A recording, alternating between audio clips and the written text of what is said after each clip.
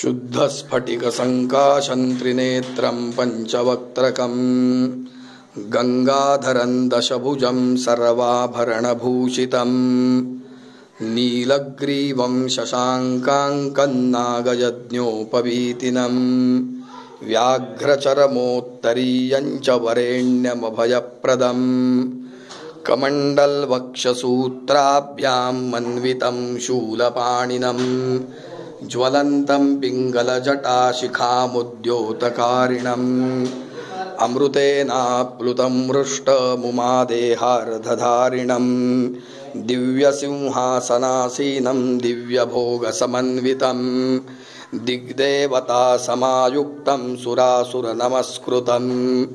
नित्यं च शाश्वतं शुद्धं ध्रुवमक्षरमव्ययम् सर्वव्यापिनमीशानं रुद्रं वै विश्वरूपिणम् एवं ध्यात्वा द्विजः सम्यक् ततो यजनमारभेत आराधितो मनुष्यैस्त्वगसिद्धैर्देवा सुरादिभिः आराधयामि भक्त्या त्वा मां गृहाण महेश्वर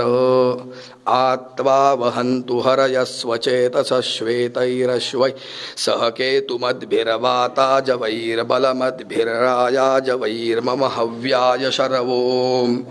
स्वामिन् सर्वजगन्नाथ यावत् पूजावसानकं तावत् त्वं प्रीतिभावेन लिङ्गेऽस्मिन् सन्निधो भव शान्तिदो भव सुप्रसन्नो भव वरदो भव हरिः ओम्।